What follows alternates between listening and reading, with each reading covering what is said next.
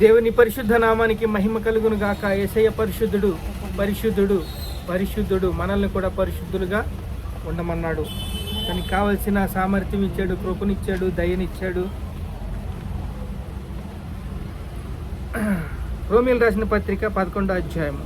ఏలియాను గురించిన భాగము మీకు లేఖనము చెప్పినది మీరెరుగుదురు కదా. ప్రభువా, వారు నీ ప్రవక్తలను చంపిరి, నీ బలిపీఠమును పడగొట్టిరి, నేనొక్కడే మిగిలి ఉన్నానని నా ప్రాణము తీయి చూచుచున్నారు అని దైవోక్తి ఏమి చెప్పుచున్నది?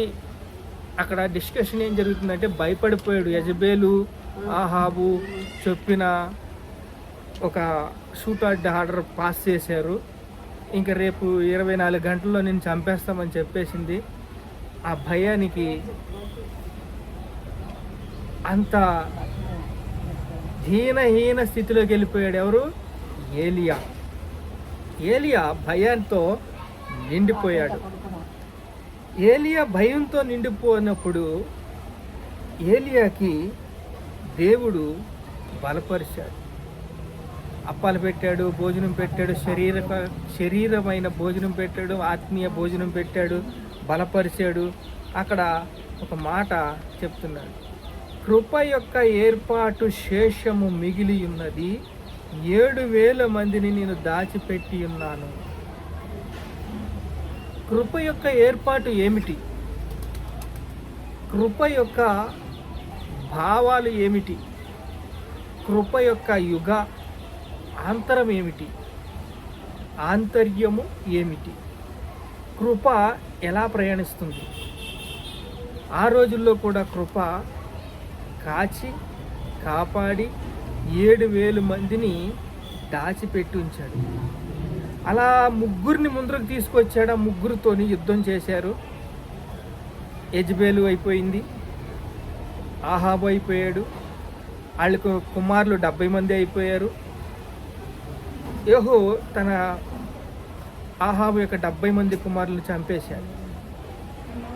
ఇప్పుడు కృప యొక్క ఏర్పాటు ఏమిటంటే, ఈ తరం వారికి చెప్పేది తెస్సలోనికీ పత్రిక 15వ అధ్యాయము, ఎడతెగక ప్రార్థన చెయ్యండి. కృప యొక్క ఏర్పాటుకి ఆహ్వానం ఏమిటంటే, ఎడతెగక ప్రార్థన చెయ్యండి, కృతజ్ఞతాస్తుతులు చెల్లించండి. ఇందాక ఆరాధన పాటలు పాడుకున్నాం మనం. దేవుణ్ణి కృతజ్ఞతాస్తుతులు ఆరాధించాం, దేవుని గణపరిచాం. అలాగే ప్రవచన వరము నిర్లక్ష్యము చెయ్యకండి, ఆత్మను ఆర్పకండి. ఏమిటండి ఇది? ప్రార్థన చేయమన్నారు, కృతజ్ఞతాస్తుతులు చెల్లించమన్నారు, మళ్ళీ ఆత్మను ఆర్పొద్దు అంటున్నారు. ఇక్కడే ఉంది అసలైన చిచ్చు. మెయిన్ చిచ్చు కూడా ఇక్కడే ఉంది. ఈ ఆత్మను ఆర్పే ఆధిక్యత అపవాది తరచుగా తీసుకొస్తూ ఉంటాడు. వాడి పని అది. ఎప్పుడు పడగొట్టాలి. నేటి రోజుల్లో చూస్తే మంచికి చోటు లేదు. మందిరం నుంచి అందరూ వెళ్ళిపోతారు, ఇళ్ళకి వెళ్ళిపోతారు. ఇళ్ళ తర్వాత జరిగేది ఏమిటి? మంచికి చోటు లేదు, నీతికి తావు లేదు.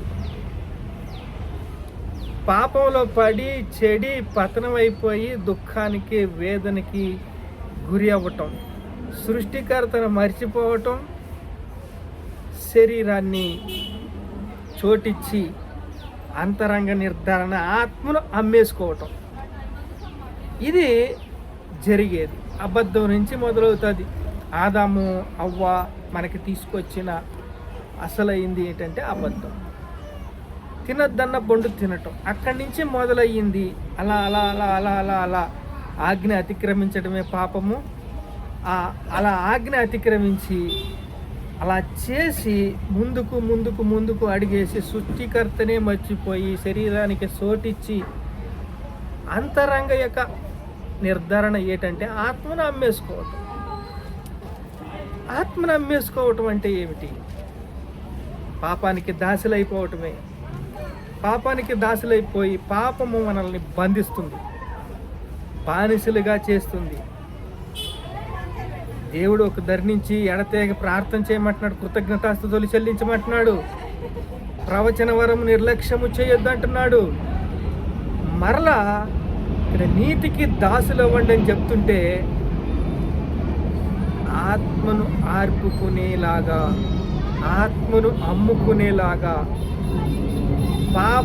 పాపం మనల్ని బంధించినప్పుడు బానిసలుగా అయిపోతున్నారు. ఇలా ఎందుకు అవుతున్నారంటే ఒక మెట్టు ముందరికి ఎక్కటం లేదు. ప్రతి మనుషుడు పాపానికి దాసుడు, దేవుని రాజ్యాన్ని చేరుకోలేకపోతున్నాడు. దేవుని రాజ్యానికి చేరుకోలేని దుస్థితిలో ఉండి బానిసలుగా సిగరెట్లు కాల్చడం, త్రాగడం, డ్రగ్స్ వేయటం, దొంగతనం, వ్యభిచారం, జోదం, లంచగొండితనం, ఇన్నిటిలోని బందీ అయిపోతున్నారు. ఇలా బందీ అయిపోతుంటే దేవుడు ఏం చెప్తున్నాడు? తెస్సలోనిక పత్రిక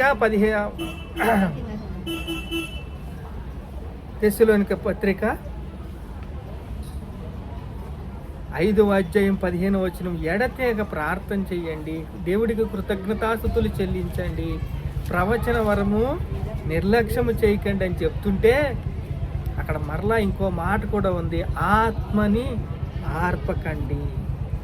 ఈ ఆత్మని ఆర్పేలాగా ఎందుకు లోబడతారు అపవాది? అపవాది ఎక్కడ పట్టేస్తున్నాడు? అపవాది ఎక్కడ పట్టి పీడిస్తున్నాడు?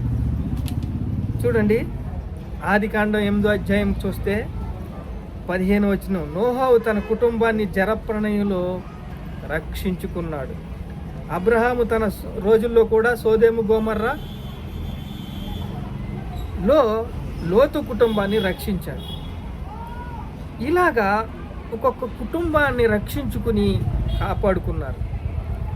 జలప్రళయంలో మనుషులు లేరు. అబ్రహాము రోజుల్లో సోదోము గొమొర్రాలో మనుషులు ఒకరు మిగలలేదు. అబ్రహాము రోజుల్లో కూడా ఇలాంటి దుస్థితి జరిగింది.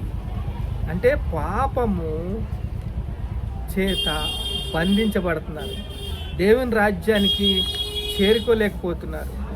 అలా దేవుని రాజ్యానికి చేరుకోలేని పరిస్థితి వచ్చినప్పుడు ఆత్మను ఆర్పే పనిలో ఉన్నారు, ఆత్మను అమ్ముకునే పనిలో ఉన్నారు.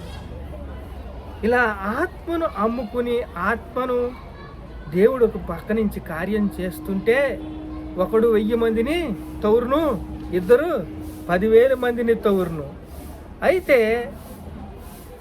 50 మంది ఉంటే చెప్పండి, అవునండి, ఒక 50 మంది ఉన్నారనుకో, ప్రైట్ అవర్లో ఒక 50 మంది కూర్చున్నారనుకోండి, ప్రార్థన చేస్తారనుకోండి, పని అవుదా?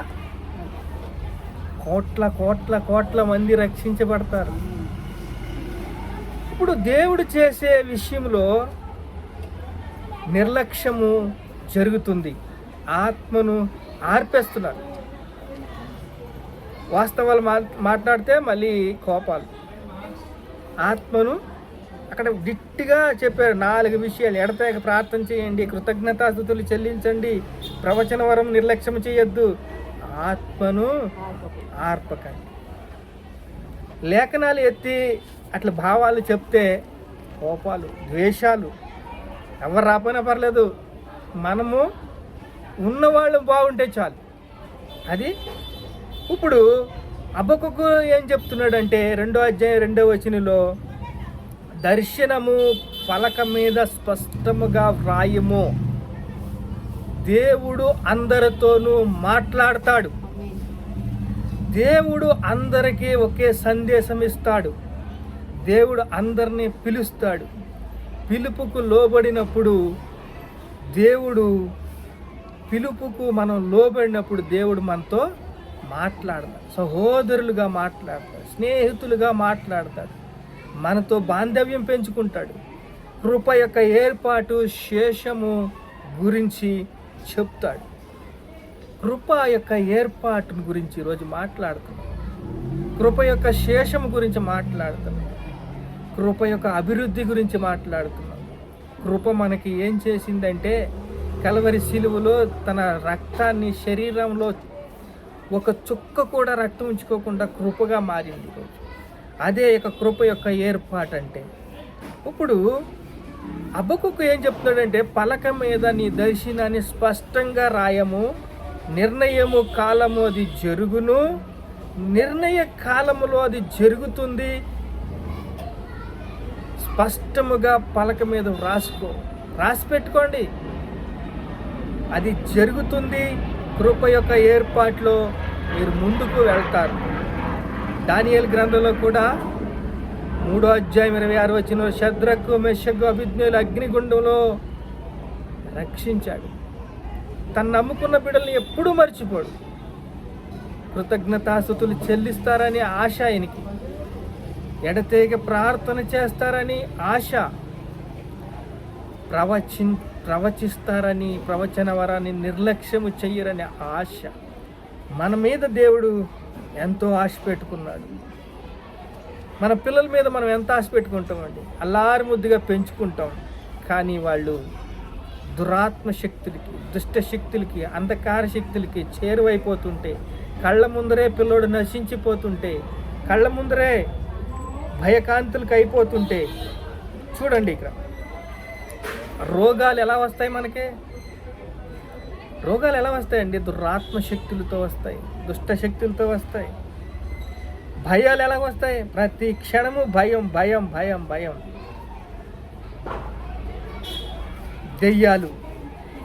దెయ్యాలు పీడిస్తాయి. అసమాధానం మనల్ని పట్టి పీడిస్తుంది. వస్త్రం, నెమ్మది లేదు. ప్రతి మనిషిలోనూ జరుగుతాయండి. ప్రతి మనిషిలోనూ జరుగుతాయి. ఎందుకంటే యేసు రక్తము ప్రతి పాపము నుండి మమ్మల్ని పవిత్రగా చేస్తుంది. యేసు రక్తము ప్రతి పాపము నుండి మనల్ని పవిత్రంగా చేసి మనందరినీ విడిపిస్తుంది. ప్రభు సర్వకాలము విడనాడడు. ఆయన్ని దగ్గరికి వెళ్ళి, బాబు, యేసు బాబు, నన్ను బతికించి బాబు అని అడిగితే ఆయన విడవడు, ఎడబాయడు. కీర్తనల గ్రంథం 126వ వచనం 5వ వచనం చదివితే 126:5 కీర్తన, కన్నీళ్లతో విడుచుచు విత్తువారు సంతోషంగా పంట కోస్తురు, పిడికుడి విత్తనాలు చేత పట్టుకుని ఏడ్చుచు ఇత్తువాడు సంతోష గానము చేయుచు పనలు మోసుకుని వచ్చును. పిడికుడి విత్తనాలు అంటే ఏమిటి? కన్నీళ్ళు అంటే ఏమిటి? సంతోషంగా పంట కోయటం అంటే ఏమిటి? ఇది ఆత్మీయులకి సంబంధించిన మాటలు, ఆత్మ సంబంధమైన ఆహారము. చూడండి, ఎడతెగ ప్రార్థన చేసినప్పుడు దేవుడికి లోబడతాం, దేవునికి స్నేహితులవుతాం, దేవుడితో మనతో మాట్లాడతాడు, కృతజ్ఞతాస్తుతులు చెల్లిస్తాం, ప్రవచన వరాలు నిర్లక్ష్యము చెయ్యము. కృప యొక్క ఏర్పాటుని దేవుడు రౌండప్ చేసుకుంటున్నాడు. కృప యొక్క ఏర్పాటు మనల్ని ఏం చేస్తుందంటే, 2వ కొరింథీయులకు రాసిన పత్రిక 11వ అధ్యాయం 3వ వచనం తీయండి ఒకసారి. 2వ కొరింథీయులకు రాసిన పత్రిక 10వ అధ్యాయము 3వ వచనం. మేము శరీరదారులమై నడుచుకొనుచున్న శరీర ప్రకారము యుద్ధము చెయ్యము, మా యుద్ధోపకరణములు శరీర సంబంధమైనవి కావు, కానీ దేవుని ఎదుట దుర్గములు పడదోయంతో బలమైనవి ఉన్నవి. మేము విత్కరములను గురించి, దేవుని గురించిన జ్ఞానమును అడ్డగించు ప్రతి ఆటంకమును పడదోసి ప్రతి ఆలోచనను క్రీస్తుకు లోబరిచినట్లు చెరపట్టి మీరు సంపూర్ణ విధేయతను కనుపరిచినప్పుడు సమస్తమైన అవిధేయతను ప్రతి దండన చేసి సిద్ధపడి ఉన్నాము. మేము శరీర సంబంధమైన యుద్ధం చెయ్యం, మా ఆయుధములు శరీర సంబంధమైనవి కావు, కానీ దేవుని ఎదుట దుర్గములు పడదోయపడతాయంట. ఒక ఆత్మీయుడు కొన్ని కోట్ల మందిని పోషిస్తాడు. ఎలాగంటే ఒక కలెక్టర్ చూడండి ఎంతమంది అతని కింద తన పరిధిలో ఎంతమంది ఉంటారు, ఒక మినిస్టర్ దగ్గర ఎంతమంది ఆయన పరిధిలో ఉంటారు, ఒక ప్రధానమంత్రి తన పరిధిలో ఎంతమంది ఉంటారు. ఎందుకంటే తనకి కావలసిన యుద్ధము జరుగుతుంది, దేవుడు కావలసిన బలం ఇస్తాడు, శత్రు బలమంతట మీద అధికారం ఇస్తాడు. ఇప్పుడు మనము చెప్పిన మాటలన్నీ కూడా హృదయాన్ని అమర్చుకుని కృప యొక్క ఏర్పాటుని సిద్ధపరుస్తాయి. కృప యొక్క ఏర్పాటులో దేవుడు మనకి ఇచ్చిన ప్రతి అంశాల్ని దేవుడు చూడండి, ఆలోచనలు, ఊహలు, తలంపులు, అంధకార సంబంధమైన ప్రతి ఆలోచనని పడగొట్టి మిమ్మల్ని ప్రభు దగ్గర నిలబెడతాయి. మిఖాయేలు దూత నీకు సహాయం చేస్తాడు, దూతలన్నీ మీకు సహాయం చేస్తాయి. మీ చుట్టూ ఒక ఆర్మీ ఉంటుంది, ఐఫై సెక్యూరిటీ ఉంటుంది. ఇలాగా మీరు పోరాడుచున్నది ఆకాశ దురాత్మ సమూహలతోనూ, లోకనాథంతోనూ, ప్రధానులతోనూ, అధికారులతోనూ. కానీ మా యుద్ధోపకరణములు శరీర సంబంధమైనవి కావు, దేవుని ఎదుట దుర్గములు పడదోయంత బలమైనవి. మీరు దేవుడికి నీతికి దాసులుగా అప్పగించుకుంటే మిమ్మల్ని దేవుడు ఎప్పుడు కూడా మిమ్మల్ని స్థిరపరుస్తాడు, బలపరుస్తాడు, సిద్ధపరుస్తాడు. ఉత్తర భారతదేశాన్ని రక్షిస్తాడు, దక్షిణ భారతదేశాన్ని రక్షిస్తాడు. ఉత్తర భారతదేశంలో ఉన్న చాలా ప్రమాదంగా 15 రాష్ట్రాలు కూడా యాంటీ కన్వెన్షన్ బిల్లుకి వెళ్ళిపోయింది. రక్షణ లేదు. ఆ భారం మీకు ఇస్తాడు, మిమ్మల్ని బలపరుస్తాడు, స్థిరపరుస్తాడు, సిద్ధపరుస్తాడు. ప్రార్థన చేసుకుందాం. మహాపరిశుద్ధుడైన తండ్రి, కృప యొక్క ఏర్పాటుని నువ్వు తండ్రి నాయన సిద్ధపరుచుతున్నావు తండ్రి. అయానికి స్తోత్రాలు అయ్యా, ఏసయానికి స్తోత్రాలు. ఎడతెగ ప్రార్థన చేయమన్నాం, కృతజ్ఞతాస్తుతులు చెల్లించమన్నాం నాయన. స్తోత్రాలయ్యా. నువ్వు చెప్పిన ప్రతి మాటల్లోనూ ప్రభా శక్తి ఉంది నాయన, ఆత్మీయ శక్తి ఉంది ప్రభా, కృప ఉంది తండ్రి, దయ ఉంది తండ్రి, కనికరం ఉంది ప్రభా. మమ్మల్ని బలపరుస్తావయ్యా. మా ఆయుధములు శరీర సంబంధమై కాదవయ్యా, దేవుని ఎదురు దుర్గములు పడినంత బలమైనవయ్యా. అవును తండ్రి యేసయ్యా, స్తోత్రాలు నాయన, స్తోత్రాలు తండ్రి. మా యుద్ధోపకరణములు తండ్రి శరీర సంబంధమైనవి కావు, దేవుని ఎదురు దుర్గములు పడుతుంటే బలమైనవి అన్నావు తండ్రి. మమ్మల్ని జ్ఞాపకం చేసుకుంటున్న కృప యొక్క ఏర్పాట్లో స్థిరపరుస్తున్నావు, సిద్ధపరుస్తున్నావు. నీకే సమస్త మహిమ, ఘనత, ప్రభావాలు యేసుక్రీస్తు నామములో చెల్లిస్తున్నావు తండ్రి. ఆమేన్.